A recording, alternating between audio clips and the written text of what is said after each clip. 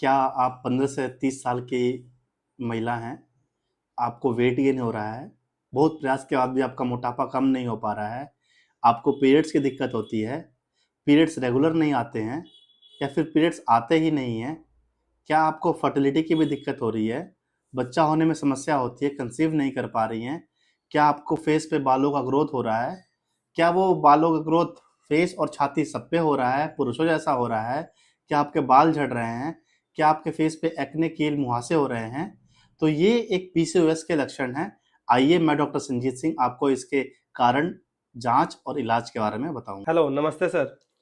Sir, आज हम आपसे पीसीओएस और पीसीओडी के बारे में जानना चाहते हैं, क्योंकि सर हम लड़कियों में बहुत कॉमन हो गया ये, और बहुत ज़्यादा कॉम्प्लिकेशन इसके समाज में हमारे होते जा रहे हैं। तो इसके बारे में सर कुछ बताइए आप।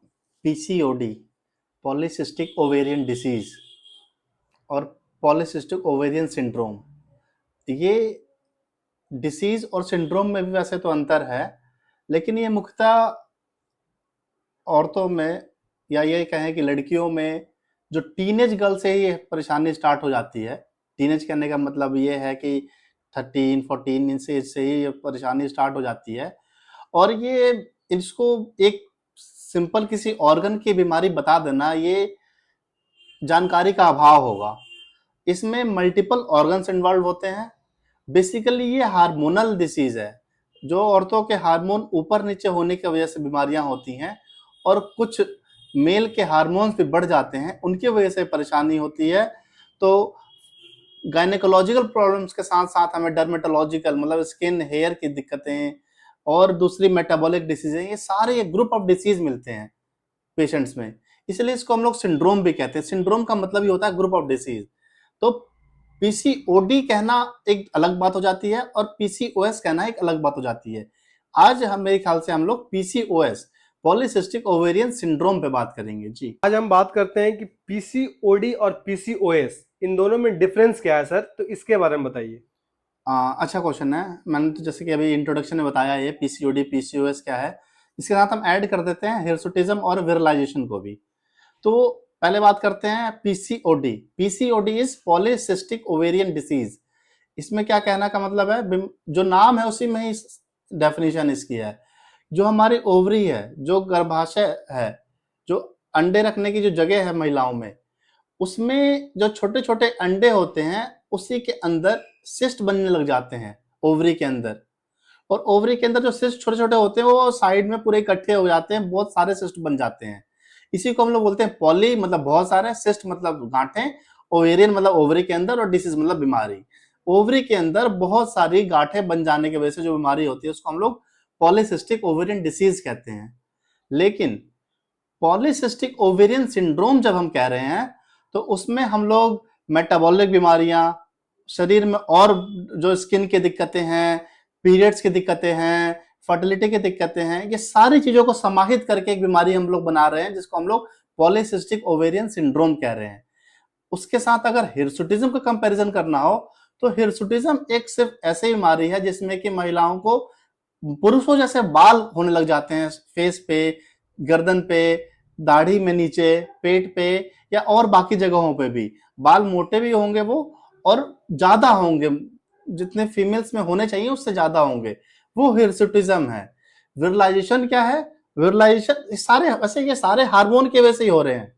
लेकिन अब हार्मोन्स में हम लोग कॉमन आदमी को समझाने जाएंगे तो उसका फंक्शन वंक्शन बताना वो एक अननेसेसरी एक्सरसाइज हो जाती है। तो हम लोग बहुत सिंप्लीफाई करके चीजों को बता रहे हैं। हमने हिर्सुटिज्म की बात कर ली। विरलाइजेशन क्या है? विरलाइजेशन में भी सेम हिर्सुटिज्म जैसे अलग, ये बाल हो जाएंगे, मोटे बाल हो जाएंगे, फेस पे नीचे दाढ़ी में बाल हो जाएंगे, छाती में बाल हो जाएंगे। उसके साथ साथ जो औरतों की वॉइस है, जो हम लोग लो पिच वॉइस कहते हैं, वो हाई पिच होने लग जाएगी, थोड़ी डीप इन वॉइस होगी, थोड़ी गंभीर, ज्यादा भारी वॉइस होने लग जाएगी, एडम एप्पल आने लग जाएंगे, और बाकी पुरुषों के जो जैसे लक्षण होते हैं वो महिलाओं में आने लग जाएंगे। तो उसको हम लोग विरलाइजेशन बोलते हैं जी। तो सर, इसके क्या क्या लक्षण होते हैं सर, इसके बारे में बताइए सर। तो लक्षण के बारे में बात करने से पहले हम लोग एक जान लेते हैं कि क्यों होते हैं ये, है ना। कारण तो इंपॉर्टेंट है ये जानना। तो कारण इसके अभी तक मेडिकल साइंस में हम लोग ये स्थापित नहीं कर पाए कि एग्जैक्टली यही कारण है। हाँ, हम इतना जानते हैं कि ये मल्टीफैक्टोरियल है। हर मतलब 3-4 चीज़ों से मिलके ये बीमारी हो सकती है। पहला तो ऑब्वियसली एक जेनेटिक हो सकता है फैमिली हिस्ट्री में। अगर किसी को फैमिली में उसकी बहन को, माताजी को, मौसी को, बुआ को, इसमें किसी को भी ये चीज़ें हुई हैं, तो बहुत चांस है कि आपको भी वो हो सकता है। तो आप आप ज़्यादा प्रीडिस्पोज्ड हैं वो बीमारी होने के। दूसरा क्या है इसमें, जो लोग मोटे हैं, मोटे होने का क्या मतलब है? मोटे होने से क्या होता है? मोटे होने से एक तो हमारे शरीर में फैट इकट्ठा होता है, और फैट जो इकट्ठा होता है उन पेशेंट्स में एक हमारे शरीर में हार्मोन होता है इंसुलिन। इंसुलिन क्या करता है? हमारे शुगर को तोड़ता है और वो मोटापे को कम करता है, मतलब शरीर में शुगर की मात्रा कम रखता है। उस हार्मोन को लेके मोटे लोगों में रेजिस्टेंस होती है। इसकी वजह से वो लोग भी ज्यादा प्रिडिस्पोज हो जाते हैं, जो थोड़े से ज्यादा ओबीज हैं, फैट लोग हैं, उनको ये चीज हो सकती है। बाकी किसी किसी पेशेंट में ये कंटिन्यूसली इंसुलिन रेजिस्टेंस बचपन से होता है, तो वो लोग ज्यादा प्रिडिस्पोज होते हैं। तीसरा, ये भी कहा जाता है कि जिन लोग का लाइफस्टाइल अच्छा नहीं है, खाने पीने का, जंक फूड खाना, प्रोसेस्ड फूड खाना, सैचुरेटेड फैटी एसिड्स खाना, बहुत ज्यादा स्ट्रेस में रहना, ये सारे एक रिस्क फैक्टर हो जाते हैं कि आपको पीसीओएस की बीमारी। तो सर अब इसके लक्षण की बात कर लेते हैं सर, इसके लक्षण क्या क्या होते हैं सर? इसके लक्षण, जैसे कि मैंने पहले बताया, पीसीओएस एक सिंड्रोम है, बहुत सारे ऑर्गन्स की बीमारी है, तो उसके बाद वैसे करेंगे। तो सबसे पहले हम लोग महिलाओं की बात कर लेते हैं, जो गायनेकोलॉजिकल प्रॉब्लम्स होती हैं। सबसे पहले क्या हो सकता है इसमें? पीरियड्स इरेगुलर हो सकते हैं। हो सकता है कि पीरियड्स बहुत कम आए, या फिर हो सकता है आए ही ना। तो कहने का मतलब यह है कि एमेनोरिया भी हो सकता है, और पीरियड्स कम भी आ सकते हैं, और साथ में इरेगुलर भी हो सकते हैं। तो इरेगुलर पीरियड्स क्या है? इरेगुलर पीरियड्स वो पीरियड्स हैं जो नॉर्मली आपके पीरियड्स 28, 30 दिन, 32 दिन जो भी आते हो, लेकिन अगर 21 दिन से कम और 35 दिन से ज्यादा के बाद से पीरियड आपके रिपीट हो रहे हैं, साइकिल्स रिपीट हो रहे हैं, तो इरेगुलर साइकिल्स हैं। तो हम लोग ये सेफली कह सकते हैं कि 22 से 34-35 दिन के अंदर जो भी पीरियड्स हैं वो रेगुलर हैं। तो इरेगुलर पीरियड्स होते हैं। पीरियड्स आए ना, ये भी हो सकता है। तीसरा, फिर बहुत महिलाओं में कंसीव करने में प्रॉब्लम होती है, मतलब फर्टिलिटी का इश्यू होता है। कई बार कंसीव हो भी जाता है, तो फिर प्रेगनेंसी के क्या कहते हैं इसको, प्रॉब्लम्स होने लग जाते हैं, प्रेगनेंसी में कॉम्प्लिकेशंस होने लग जाती हैं, तो उसकी वजह से बच्चे को दिक्कत होगी, अबॉर्शन वगैरह भी हो जाता है कई कई बच्चों में, कई कई महिलाओं में। दूसरा, इसमें और बात करें तो बहुत लोगों को ये बहुत ज्यादा कॉमन है, लगभग 100 में से 38% फीमेल्स को स्ट्रेस है। तो स्ट्रेस एक बहुत कॉमन सिम्टम है पीसीओएस का, और मैं बताना चाहता हूँ स्ट्रेस हो क्यों रहा है। स्ट्रेस क्योंकि पुरुषों से ज्यादा महिलाएं अपनी अपनी बॉडी को लेकर ज्यादा सेंसिटिव होती हैं, तो हल्का सा भी वेट गेन, चाहे और बाकी मेंस्ट्रुअल प्रॉब्लम, इनकी वजह से वो परेशान रहती हैं। फिर नींद ना आना प्रॉपर, बाकी सारे सिम्टम्स होते हैं। तो 37% लोग, जो नॉर्मल अगर 100 में से 14 लोग स्ट्रेस के शिकार हैं, तो महिलाएं लगभग 37% स्ट्रेस के प्रॉब्लम से जूझ रही हैं। तीसरा, इसमें क्या हो सकता है कि facial problems, dermatological problem, face पे एक्ने, दाने आने लग जाना, मुहासे आने लग जाना, और वो मुहासे ऐसे होंगे जो कि नॉर्मल से थोड़े से अलग होंगे। वो हमारी बॉडी के लोअर, जो हमारा लोअर फेस है उस पे ज्यादा होंगे, सिस्टिंग होंगे, पेनफुल भी होंगे इवन। और वो बहुत उम्र में बहुत जल्दी स्टार्ट हो जाते हैं, लाइक कि वो टीनेजर में स्टार्ट हो जाते हैं, 15, 16, 17 साल की उम्र में, और वो ठीक होते होते 30 साल तक भी जा सकते हैं। इतने ज्यादा प्रॉब्लमेटिक हो जाते हैं वो, और ट्रीट करना भी उनको मुश्किल हो जाता है। हेयर पैटर्न होता है, मेल हेयर पैटर्न बार्डनेस हो सकती है, जहां जो लड़कियां मांग निकालती हैं बीच से, उनके उस मांग के बीच में से ही पता चलेगा कि बाल धीरे धीरे झड़ रहे हैं। वो बहुत स्लो प्रोसेस होती है, आप over the time, period of time आप पता चलता है 2-4 महीने, 6 महीने में, कि मेरे बाल यहाँ से झड़ रहे हैं। बाल पतले हो जाएंगे, मेल पैटर्न बाल्डनेस हो सकती है, मतलब टेम्पोरल यहाँ से जो बाल्डनेस होती है जैसे मेल्स में होती है वो हो जाएगी। बाल पतले मैंने बता दिया।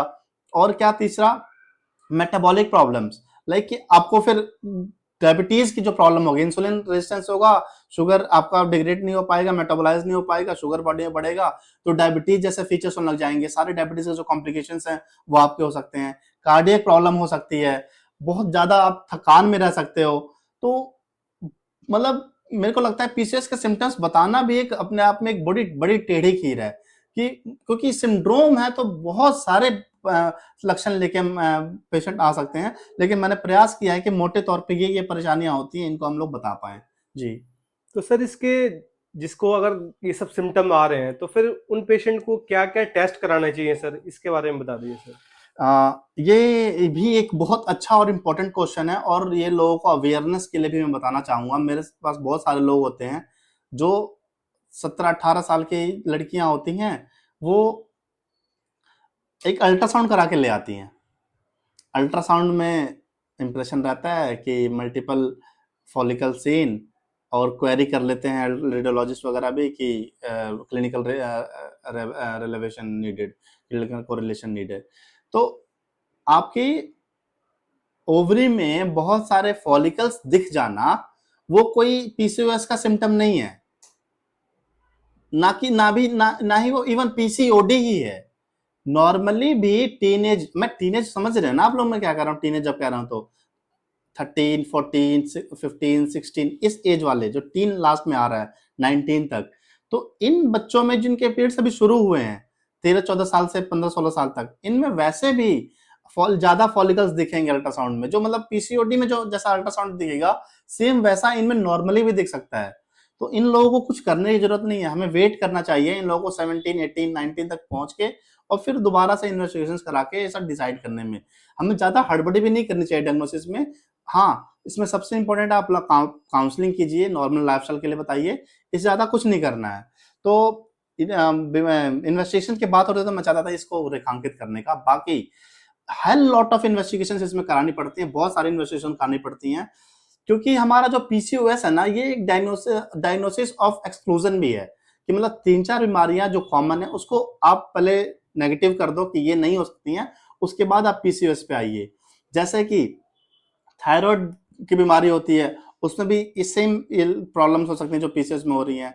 प्रोलैक्टिनोमा, एक दिमाग में हमारे एक ग्लैंड होता है प्रोलैक्टिन, तो हार्मोन निकलता है प्रोलैक्टिन, तो प्रोलैक्टिन हार्मोन के बढ़ने की वजह से, प्रोलैक्टिनोमा की वजह से भी ऐसे सिम्टम्स आ सकते हैं, इनफर्टिलिटी और मेंस्ट्रुअल प्रॉब्लम्स और इरेगुलर पीरियड्स, ये सब चीजें हो सकती हैं।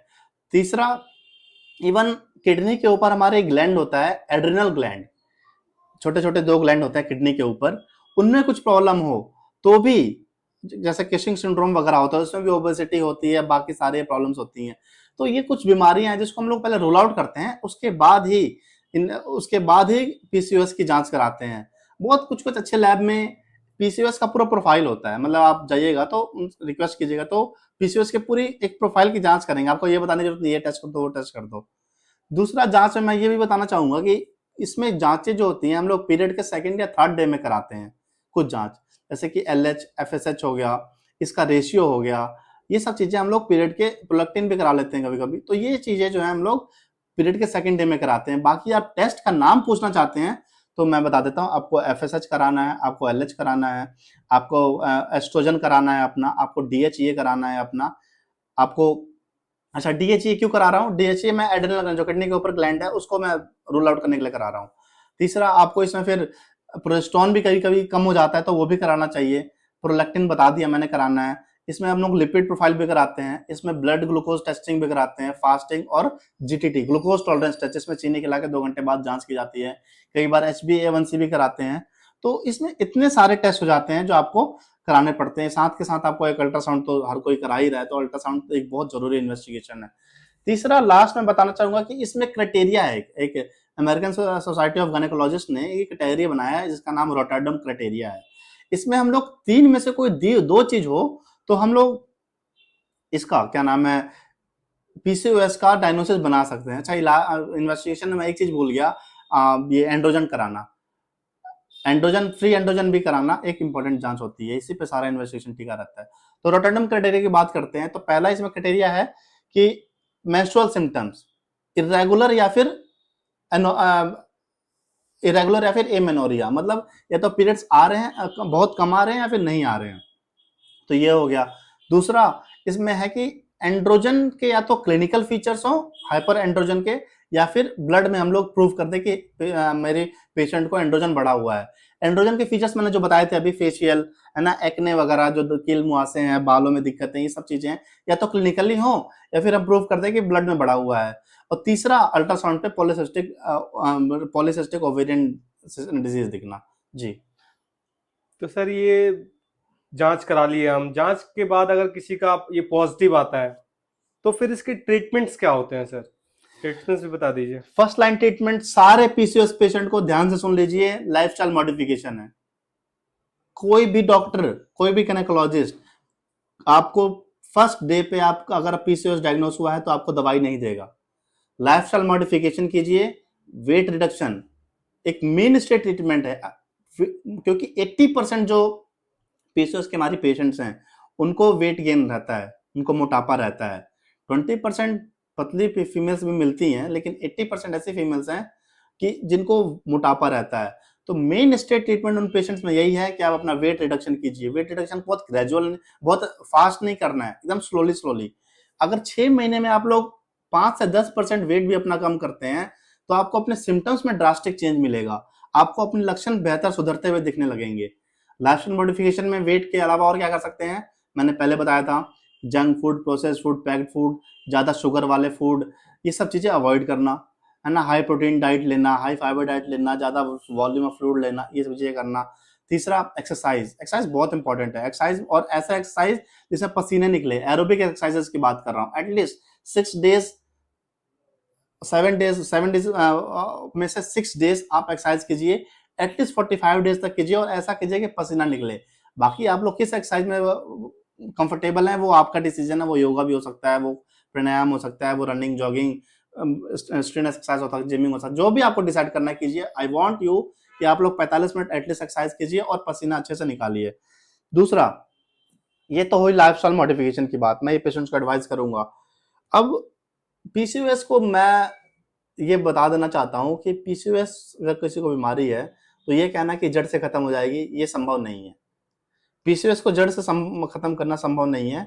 हाँ, इसमें हम लोग इसके डिसीज के जो जिसके लक्षण हैं उसको कम कर सकते हैं, कॉम्प्लिकेशंस को लगभग हम लोग रोक सकते हैं। तो जितनी जल्दी इसकी जांच करके इलाज शुरू हो जाए उतना ही बेहतर है। और बाकी जो मैं अभी इलाज बताऊंगा वो सिम्टोमेटिक है, जिस पेशेंट को जैसे सिम्टम्स आ रहे हैं उसको वैसा इलाज में करने का प्रयास करूंगा। जैसे कि पेशेंट को मेरी अगर पीरियड्स रिलेटेड दिक्कत है, उसको इरेगुलर पीरियड्स है, उसको पीरियड्स नहीं आ रहे हैं, तो उसके लिए मैं जो करूंगा, उसको पीरियड स्टार्ट करने या उसको पीरियड रेगुलर करने के लिए मैं उसको ओरल कॉन्ट्रासेप्टिव पिल्स दूंगा, ओसीपी जिसको बोलते हैं हम लोग। कई लोग आम भाषा में बर्थ कंट्रोल पिल भी बोलते हैं। एस्ट्रोजन प्लस प्रोजेस्टेरोन का वो एक मिक्सचर होता है, ये मैं दूंगा। लेकिन इसमें यह ध्यान रखना है कि ये सिम्टम्स के लिए आपको ये जो ओसीपी है वो ज्यादा टाइम तक खाने पड़ते हैं। अच्छा, ओसीपी खाने के लिए, बर्थ कंट्रोल पिल खाने के लिए भी आपको ये नहीं आप कह सकते हैं कि मैं आज खाया और एक दिन में भूल गया, बड़ी प्रॉब्लम है उसमें। इसमें सबसे जरूरी है स्ट्रिक्ट कंप्लायंस। वो 30 दिन की पूरी टैबलेट आती है, मेडिकेशन आती है, जिसमें कि आप 21 दिन तक उसमें दवाइयाँ होती हैं और 7 दिन तक आयरन फॉलिक एसिड की टैबलेट, फॉलिक एसिड की टैबलेट होती है उसमें। तो आपको वो साइकिल कंटिन्यू करना है। हाँ, एक पीरियड मिस हो गया तो आप अपने डॉक्टर से पूछ सकते हैं उसका क्या करना है, लेकिन वो मिस नहीं कर सकते हैं आप। और वो 6 महीने तक लगातार खानी, इससे आपके पीरियड्स रेगुलर होंगे और भी बाकी बेनिफिट्स हैं जो मैं आगे बताऊंगा।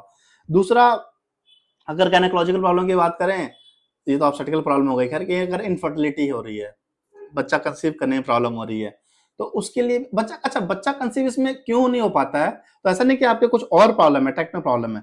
प्रॉब्लम इसमें यही है कि मल्टीपल जो फॉलिकल्स हो गए हैं ना, वो सारे के सारे बराबर ग्रोथ करने लग जाते हैं। यूजुअली क्या होता है कि जो ओवरी में जो अंडे होते हैं, वो उनमें से कोई एक डोमिनेंट, एक एग पूरा मैच्योरली ग्रो करके और रिलीज हो जाता है। लेकिन इन महिलाओं में क्या होता है कि मल्टीपल एग्स रिलीज होते हैं और कोई भी मैच्योर नहीं होता है। तो उसके लिए भी बहुत सारी दवाइयां हैं, हम लोग ओव्यूलेशन के लिए बोलते हैं, मतलब ओव्यूलेटरी जो दवाइयां हैं, लेट्रोजोल वगैरह है, ये सब चीजें हैं, क्लोमिफेन सिट्रेट है, तो ये हम लोग देके ओव्यूलेशन कराते हैं और फिर वो लोग कंसीव कर पाते हैं। कभी कभी बहुत रेयर केसेस में इसका एक ओवेरियन ड्रिलिंग करके सर्जरी होती है, वो लोग भी किया जाता है, लेकिन अब तो बहुत ही कम हो गया, बहुत अच्छी अच्छी दवाइयां आ गई हैं। चौथा की बात करें, जो हम लोग डर्मेटोलॉजिकल प्रॉब्लम्स बताई, डर्मेटोलॉजिकल प्रॉब्लम्स में जो एक्ने बताया, हेयर लॉस बताया, अच्छा हाँ, इसमें भी ओसीपी बहुत कारगर है। अगर फर्स्ट लाइन ट्रीटमेंट मेरे से कोई पूछे कि कोई फेशियल डर्मेटोलॉजिकल प्रॉब्लम्स हो रही हैं, तो उसमें भी ओसीबी बहुत कारगर है, लेकिन लंबे टाइम तक खानी पड़ेगी। उसके बाद अगर वो ठीक नहीं होता है तो हम लोग बाकी एंड्रोजन इनहिबिटर्स और बाकी दवाइयाँ, क्रीम, लेज़र ट्रीटमेंट, ये सब आप लोग अपने डर्मेटोलॉजिस्ट की सलाह से ले सकते हैं। जी। तो सर ये सारी बातें तो हो गई। एक चीज़ मैं इसमें ऐड करना चाहूँगा, हमने डायबिटीज़ को टच नहीं किया, शुगर जो हमारा बढ़ा हुआ होता है। तो उसके लिए जैसे डायबिटीज़ के पेशेंट का ट्रीटमेंट चलता है, जिसको शुगर बढ़ा रहता है, उसको जो भी दवाइयाँ हम लोग जैसे मेटफॉर्मिन पे जो भी स्टार्ट करते हैं, ये चीज़ें देख के और उसका शुगर कंट्रोल हम लोग करते हैं। जी। तो वही मैं कह रहा हूँ सर कि सारी चीजें तो हमने ये सारी क्या होता है कैसे होता है जांच की भी बात कर ली। तो सर ये सारी चीजें होने के बाद अगर इस चीज को कोई नजरअंदाज करता है, मतलब सही से उसको केयर नहीं करता है, तो इसके क्या क्या कॉम्प्लिकेशन हो सकते हैं सर, उस पर बात करते हैं। सबसे बड़ा जो कॉम्प्लिकेशन है और मेरे नज़र में ये है, क्योंकि महिलाएं बॉडी को लेकर ज़्यादा अपनी सेंसिटिव होती हैं, कॉन्शियस होती हैं, तो मोटापा अपने आप में एक कॉम्प्लिकेशन है। अगर आपका वेट रिड्यूस नहीं हो रहा है तो ये अपने आप में कॉम्प्लिकेशन है, और इसको मतलब महिलाएं बहुत सीरियसली लेती हैं, और ये एक बड़ा कारण है उनके स्ट्रेस का, उनको जो डिप्रेशन हो रहे हैं और भी साइकेट्रिक प्रॉब्लम्स हो रही हैं, ये बड़ा कारण है उनका। तो मोटापा अपने आप में एक बहुत बड़ा कॉम्प्लिकेशन है, और इससे होने वाले बाकी और बीमारियां भी एक बहुत बड़ा कॉम्प्लिकेशन है इसका। तो एक तो आप मोटापा मान लीजिए, दूसरा इनफर्टिलिटी के बारे में मैंने बात ही करी कि बच्चा करने में प्रॉब्लम हो रही है, इनफर्टिलिटी की प्रॉब्लम हो सकती है, डायबिटीज और उसके कॉम्प्लिकेशंस हो सकते हैं, बीपी कंट्रोल नहीं होगा, कोलेस्ट्रॉल बढ़ जाएगा। बाकी फिर एक जो हमारा गर्भाशय है उसके अंदर एक नीचे की लाइनिंग होती है, एंडोथेलियम, एंडोमेट्रियम सॉरी। तो एंडोमेट्रियम में जो लाइनिंग होती है, तो पीसीओएस, कुछ पीसीओएस के पेशेंट्स में ये एंडोमेट्रियल कैंसर्स भी कर सकता है पीसीओएस। फिर कार्डियक मैंने बताया, हार्ट की डिसीजेस बढ़ सकती हैं। साइकेट्रिक सिम्टम्स तो मैंने बताया है, मूड स्विंग, डिप्रेशन, ये सब हो सकते हैं। हाँ, जिसको भी मूड स्विंग, डिप्रेशन या फिर कुछ भी साइकेट्रिक प्रॉब्लम लग रही है महिलाओं को ये पीसीओएस की वजह से, उनको साइकेट्रिक एडवाइस भी जरूर लेना चाहिए। तो मैंने ये क्यों कहा सिंड्रोम, क्योंकि इसमें बीमारी भी अलग अलग ऑर्गन की है, और आपको 3-4 अलग अलग स्पेशलिटी के डॉक्टर्स को इन्वॉल्व भी करना चाहिए। बी इट, आप अगर गायनी के प्रॉब्लम है तो गायनी के पास जाइए, डर्मा के प्रॉब्लम है तो डर्मेटोलॉजिस्ट के पास जाइए, साइकेट्रिकल प्रॉब्लम हो रही है तो साइकेट्री के पास जाइए। इवन आपको ये चीजों और इसमें आपको अगर कोई सेकंड ओपिनियन भी चाहिए, तो मैं तो ये भी कहूंगा कि आप एंडोक्राइनोलॉजिस्ट के पास भी जाइए। तो ये तीनों चारों डॉक्टर्स, स्पेशलिस्ट को आपको इन्वॉल्व करना चाहिए इसमें। जी। तो सर ये सारी बातें हो गई, अब इस पे क्या क्या सबसे इम्पोर्टेंट है सर, इसके क्या क्या बचाव हो सकते हैं कि जिससे ये सब सारी चीजें को सामना ही ना करना पड़े हम सबको, क्या ऐसे बचाव करें जिससे ये सब चीज फेस ना करना पड़े। नहीं, सामना नहीं करना पड़े ये कहना तो मुश्किल होगा, लेकिन जैसे हमने लाइफस्टाइल चेंजेस में बात की थी, वही इसके बचाव भी होंगे, है ना। जैसे जैसे अपना लाइफस्टाइल को बेटर कीजिएगा, इवन आपको शुरू से ही अपना लाइफस्टाइल बेटर रखिएगा, ये एक बहुत बड़ा आपको लैंडमार्क साबित होगी कि बीमारी, पीसीओएस जैसी बीमारी आपको ना हो। आप हेल्दी खाना खाइए, ऑयली खाना अवॉइड कीजिए, हाई शुगर डाइट आप अवॉइड कीजिए, ज़्यादा शुगर मत खाइए। आप डेली अपना रूटीन बनाइए कि आप एक्सरसाइज करेंगे, 45 मिनट्स स्ट्रेनर्स एक्सरसाइज करेंगे, जिसमें आपको पसीना आएगा। आप इवन मैं तो ये भी सलाह दूंगा कि जिसको फैमिली हिस्ट्री ऐसी है, उसको हर 6 महीने पे अपनी जांचें कराते रहनी चाहिए, है ना, ताकि हम लोग अर्ली डायग्नोस करके किसी भी बीमारी को पता लगा लें। और मैं इसमें ये भी कहना चाहूंगा कि ज्यादा मिस पे ध्यान देके और बाकी अपने घरेलू उपचार इसमें करने के प्रयास ना करें, वो ज्यादा हानिकारक हो सकती हैं, और अपना एक हेल्दी लाइफस्टाइल जरूर अपनाएं। जी। Thank you sir. Thank you.